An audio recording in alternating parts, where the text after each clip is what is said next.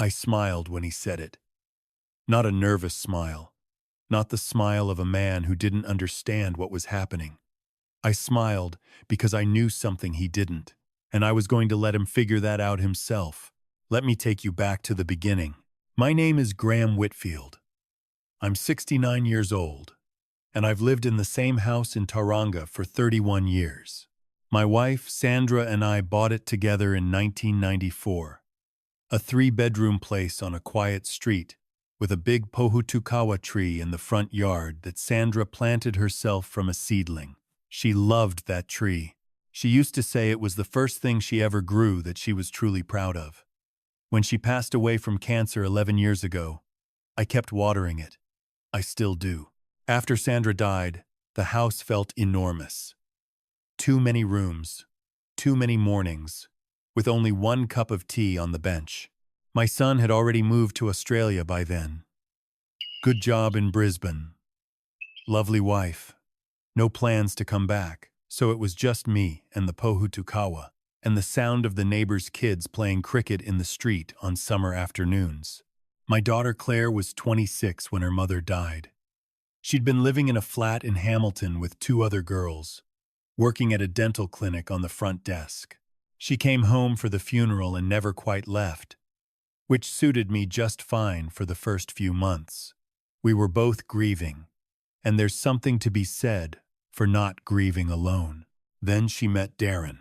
Darren Holt came into Claire's life about 8 months after Sandra's funeral. He was 31, worked in sales or said he did, and had the kind of confidence that fills a room before a person's actually said anything worth listening to. The first time I met him, he shook my hand too firmly and called my house a great old place. Not a great place. A great old place. I noticed that. Claire was smitten. I understood it. She was grieving and lonely, and Darren was loud and funny, and paid attention to her in the way that a person does when they've decided they want something. Within 4 months, they were talking about moving in together. "Dad," Claire said one evening, sitting across from me at the kitchen table with her hands wrapped around her mug, "would it be all right if Darren moved in here for a while? Just until we save enough for our own place." I looked at her. She had Sandra's eyes, that particular shade of brown that looks almost amber in certain light. I couldn't say no to those eyes when Sandra had them, and I couldn't say no to them now. "How long is a while?" I asked. 6 months, she said. A year at most. That was 9 years ago. Darren moved in with 1 ute load of belongings and the unspoken understanding that he was a guest in my house. That understanding lasted about 3 weeks. After that, he started rearranging things. Not dramatically at first, just his shaving kit on the bathroom shelf, his shoes at the front door, his preferred brand of coffee in the cupboard. Small territorial markings, like a dog learning the boundaries of a new yard. I didn't say anything. I told myself it was natural. I told myself he was just making himself comfortable. But Darren kept making himself comfortable in ways that edged me out of my own home. He started having his mates over on Friday nights without asking me. He replaced the kitchen tap without consulting me because he said it was dripping too much. And I'll admit it was dripping, but it was my dripping tap in my kitchen in my house. He started parking his ute in the garage, which meant my car sat in the driveway in the rain. I raised these things with Claire quietly, the way you do when you're trying not to cause a scene. She always listened and always seemed genuinely sorry, and Darren would ease off for a week or 2. But then something else would shift. The dynamic in the house had tilted from the moment he arrived, and no matter how many small conversations I had with Claire, it never quite tilted back. The years went by. Claire's 6 months, a year at most became 2 years, then 5, then 8. She got a better job at a medical center in town. Darren cycled through jobs the way some people cycle through hobbies, sales, then property management. Then a stint doing something he described vaguely as business development. I never fully understood what he did for money, only that he didn't seem to do much of it, and that Claire was quietly carrying most of the financial weight between them. I retired at 65. My pension was modest, but the house was paid off, and I had my savings and Sandra's life insurance, which I'd been careful with. I grew vegetables in the back garden. I played bowls on Tuesday and Thursday mornings with my old friend Russell Ngata, who'd been my mate since we were both teaching at the same secondary school in the 90s, before I moved into administration, and he stayed in the classroom. Russell was the kind of man who showed up with a casserole when Sandra was sick, and who remembered to ask, a year later, how I was actually doing. Want to be clear about something, because I've thought about this a lot in the time since everything happened. I didn't resent Claire for staying. I genuinely loved having her there. She made me cups of tea I didn't ask for. She noticed when I was quiet. She sat with me on Christmas Eve and we watched the same terrible films Sandra used to love. And neither of us said anything about the empty chair. That part, all of that part was a gift. Darren was a different matter. But Claire loved him, and he was her choice. And I respected that even when I didn't understand it. Then, last October, everything changed. I came home from bowls on a Tuesday to find Claire and Darren sitting at the kitchen table with what I can only describe as a stunned expression shared between them. Claire was holding her phone. Darren's face was flushed in the particular way it got when he was excited, red across the cheekbones, eyes a little too bright. "Dad," Claire said, and her voice was strange. "Sit down." I sat. "We won," Darren said. He couldn't hold it in any longer. "The lotto. Saturday's draw. We won." I looked at Claire. She nodded slowly, like she still didn't fully believe it herself. "How much?" I asked. 4.2 million, Claire said. The number sat in the room for a moment. I looked at the pohutukawa tree through the kitchen window. The late afternoon light was catching it in that way it does in autumn, turning the leaves a deeper green. "That's wonderful," I said. They'd been buying tickets for years, a joint ticket every Saturday, one of those things that had become a small ritual between them. I'd never thought much about it. Most people buy tickets, and most people don't win. And the ones who do win are always somewhere else. Except this time, they weren't somewhere else. They were in my kitchen, with $4.2 million. What happened over the next few days told me everything I needed to know about who Darren Holt actually was. The first sign was small. 2 days after the win, I noticed Darren looking at my house differently. Not the way a person looks at a home, the way a person looks at a property. He walked around the back garden slowly, looking at the fences, looking at the distance to the neighbors. He stood in the driveway and looked at the street. He had his phone out and I thought he was taking a call, but later I realized he was photographing the exterior. I told myself I was being paranoid. I was a 69-year-old man who'd had a quiet life and wasn't used to large sums of money entering it sideways. Then, 1 week after the win, Darren came and found me in the garden. I was turning the compost, something Sandra had started, and I'd continued, because good compost takes patience, and I had plenty of that by then. He stood at the edge of the vegetable beds with his hands in his pockets. "Graham," he said. He always called me Graham. Never Dad. Never anything warmer. "I've been talking to some financial advisors about the best way to use the money." "Good idea," I said. I kept turning the compost. "One of the things they mentioned," he said, "is property investment. Specifically, buying an existing property in a good location rather than buying new." He paused. "This house is in a very good location. Tauranga property values have gone up considerably." I put down the fork. I turned and looked at him. He met my eyes without blinking. "What are you suggesting, Darren?" "I'm suggesting that it might make sense for Claire and me to buy this house," he said. "From you. At market value. You'd get a good price. More than enough to buy yourself something smaller. A townhouse, maybe, or a retirement unit. And we'd have a home that we know is solid." The word retirement unit landed carefully, like it had been chosen in advance. I looked at him for a long moment. The Pohutukawa tree was behind him. Sandra's tree. "This is my home," I said. "I built my life here. My wife is buried less than 10 kilometers from this tree she planted. I have no interest in moving to a retirement unit." Darren nodded slowly, as though he'd expected this and had prepared for it. "Of course," he said. "Just something to think about." He walked back inside. I stood in the garden for a while before I followed him. That night I rang Russell. I told him what had happened, and he was quiet for a moment, then said, "Graham, mate, be careful.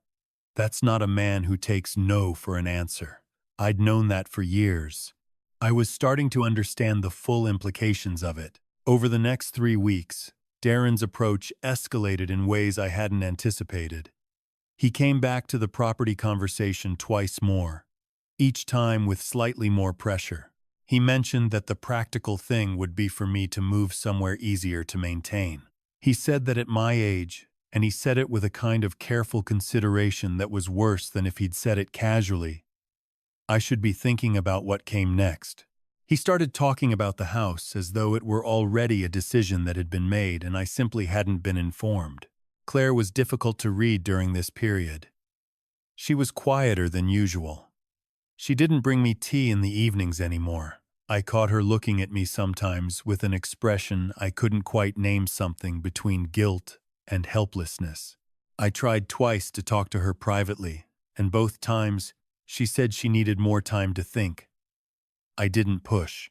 I could see she was caught between two loyalties, and I didn't want to be the one who forced her to choose before she was ready. Then came the Wednesday evening that I will remember for the rest of my life. I'd been out with Russell dinner at his place. Lamb chops and a couple of beers and a long conversation about nothing and everything. The kind of evening that reminds you why old friends are worth more than almost anything. I got home around 9 o'clock, came through the front door, hung up my jacket. Darren was sitting in the living room.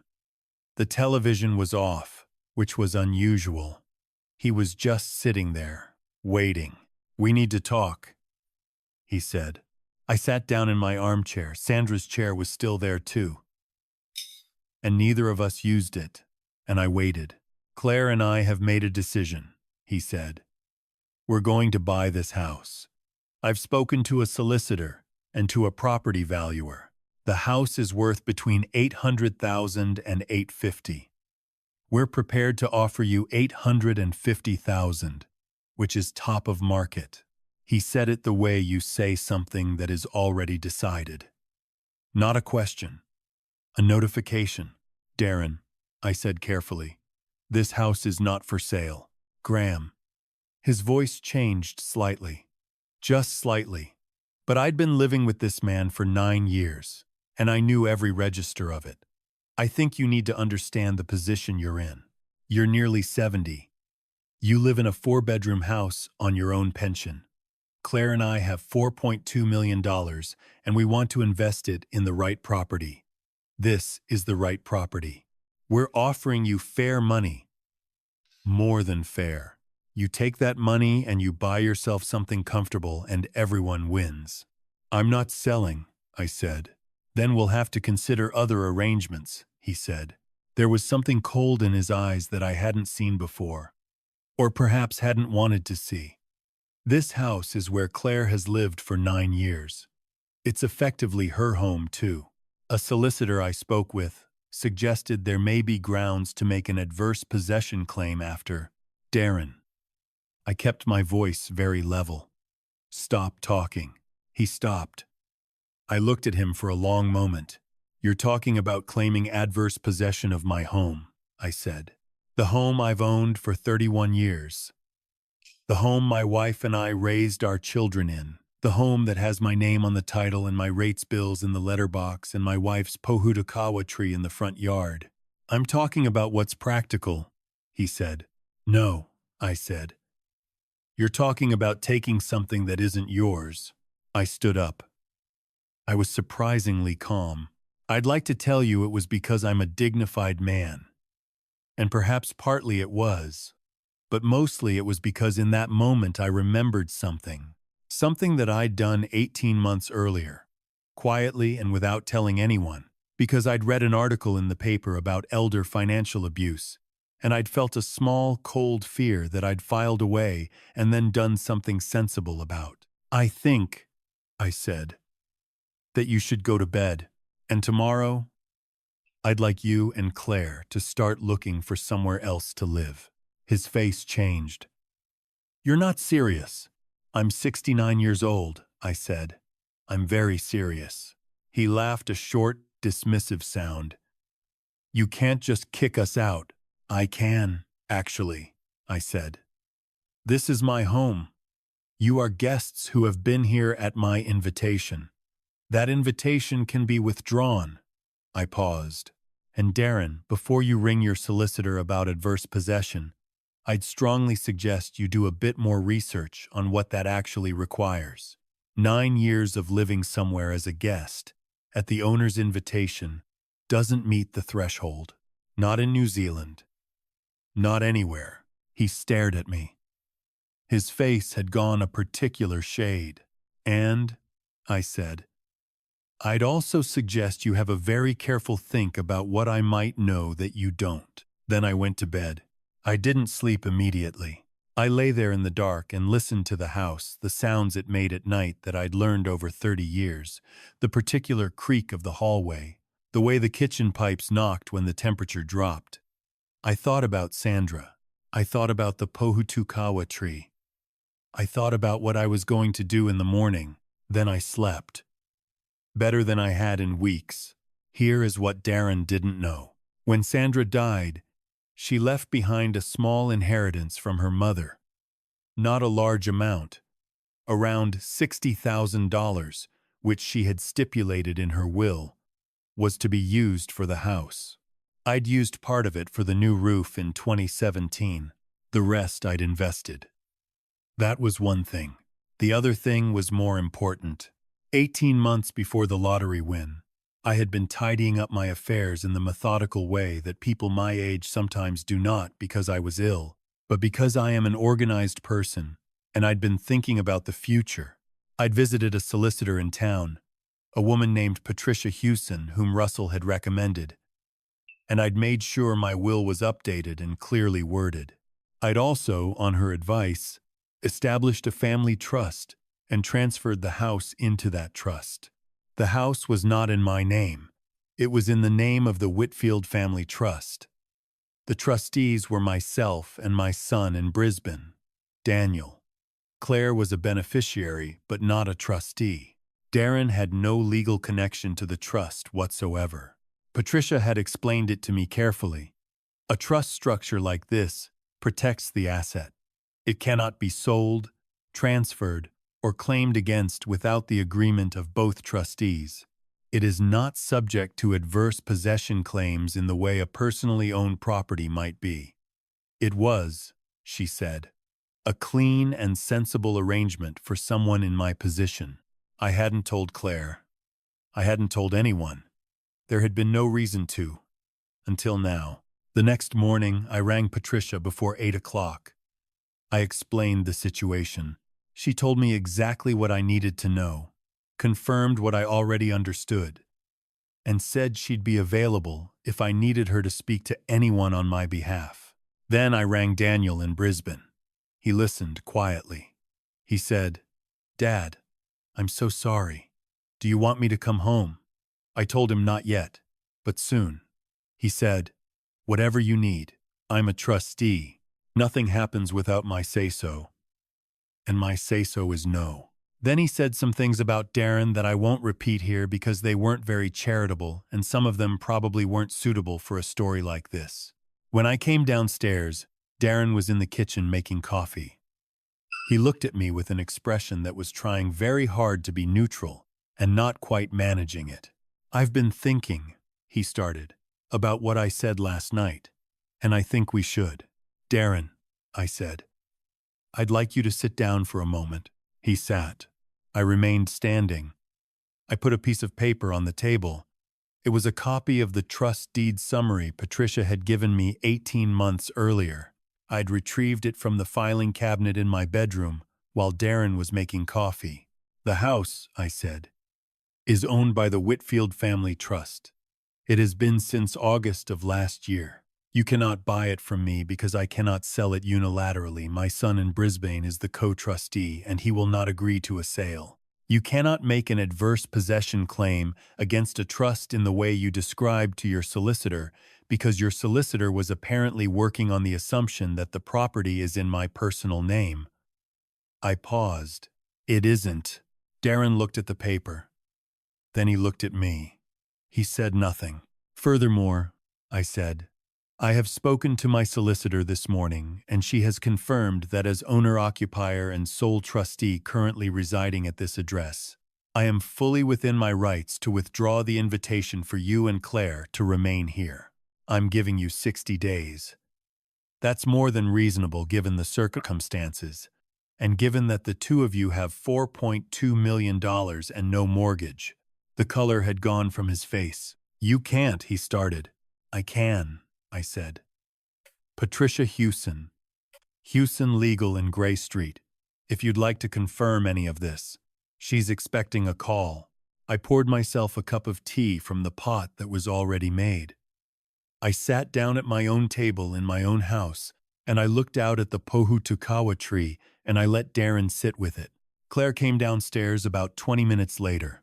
She stopped in the kitchen doorway and looked at the two of us, Darren still at the table, staring at his coffee, and me by the window with my tea. "What's going on?" she said. "Sit down, love," I said. "There are some things I need to tell you." What happened next was the hardest part of all of it, not the confrontation with Darren, which I had been, without realizing it, preparing for 9 years. The hardest part was watching my daughter's face as I told her the full shape of what her husband had been trying to do. To her credit, she listened. She didn't interrupt. She didn't defend him immediately, which I think surprised both of us. When I finished, she looked at Darren, and she asked him one question. "Did you actually talk to a solicitor about adverse possession?" Darren was quiet for a moment too long. Claire looked at him for a long time. Then, she looked at me. Then she got up and went upstairs without saying anything else. The next few weeks were difficult in the particular way that difficult things are when they happen inside a home unavoidably close. Impossible to escape. Darren made one more attempt to renegotiate, this time with a more conciliatory tone and a higher offer. And I told him politely and clearly that the answer was still no, and that the 60-day notice stood. He stopped pushing after that. I think he'd spoken to a solicitor who'd confirmed what I'd told him. And there's a particular deflation that happens in a person when they realize the leverage they thought they had was never there. Claire was the complicated one. She was quiet for the first week. She moved around the house like she was relearning it, touching surfaces, standing in doorways. She started making me cups of tea again, which I took as a hopeful sign. One evening, about 10 days after the kitchen conversation, she knocked on the door of my bedroom, where I was reading, and asked if she could come in. She sat on the edge of the bed the way she used to when she was small. And she said, "Dad, I'm sorry. I knew he was pushing, and I should have said something earlier. I didn't know about the adverse possession thing, and when he told me he'd spoken to a solicitor, I told myself it was just him thinking out loud." I put my book down. "I know, love," I said. "I know you were in a hard position. I should have been on your side," she said. "This is your home." "It is," I said. "And for what it's worth, I hope it's still somewhere you want to come back and visit when all of this is sorted." She cried a bit. I got her a box of tissues from the bedside table, which was something Sandra used to do, and it made us both smile, which helped. Claire and Darren moved out on the 58th day of the 60. Darren had found them a townhouse rental in Papamoa, a very nice one. From what I heard, 4 bedrooms, sea views, the kind of place that $4.2 million makes easy to afford. He barely spoke to me in the final weeks. I was not upset about this. The morning after they left, I woke early and made a pot of tea and took it out to the garden. The pohutukawa was coming into flower, it does. Most years, around summer, and the red blossoms were just beginning to show at the tips of the branches. Russell came over that afternoon and we sat on the deck and I told him the whole story, properly, from beginning to end. He listened with the patience of a man who has been a teacher for 30 years, and when I finished, he said, "Sandra would have sorted Darren out in about a week and a half." And I laughed so hard I spilled my tea. He wasn't wrong. In the months that followed, I did something I'd been turning over in my mind for a while. I set aside a sum of money from my savings, not large but meaningful, and I used it to do something proper for Russell. He'd lent me money once, years ago, quietly and without conditions, when Sandra's treatment costs got ahead of our insurance coverage. He'd never asked for it back. I'd repaid it eventually, but I'd never properly acknowledged what it meant to have a friend who simply reached into his pocket when you needed him to. I took him and his wife Marion on a trip to the Marlborough Sounds, a week on a boat, the kind of thing he'd always talked about and never quite gotten around to organizing. He cried a little on the first evening out on the water, which he blamed on the wine, and I let him have that. I also spoke to Claire more honestly than I had in years.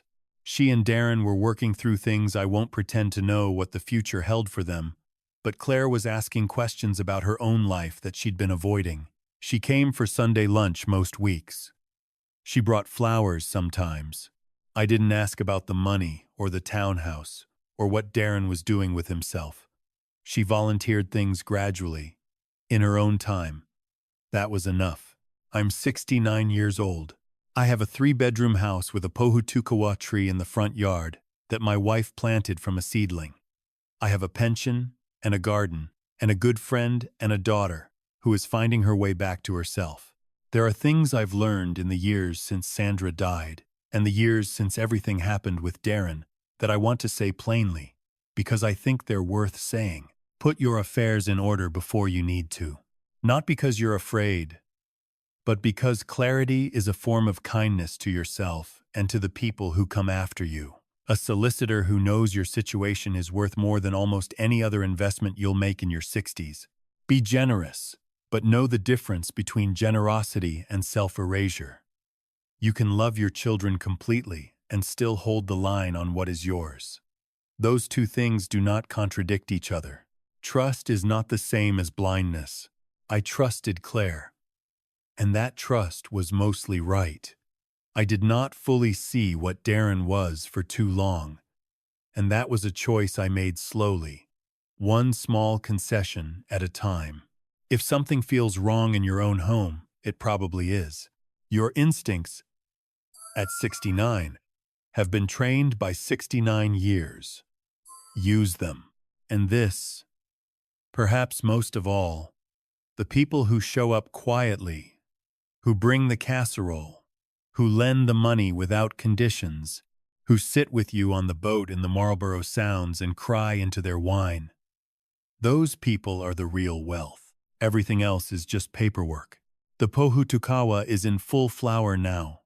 Every morning I walk past it to check the letterbox, and every morning it is exactly where Sandra left it, doing exactly what she hoped it would do. Some mornings that is enough to make the whole day feel like a good one. Today is one of those mornings.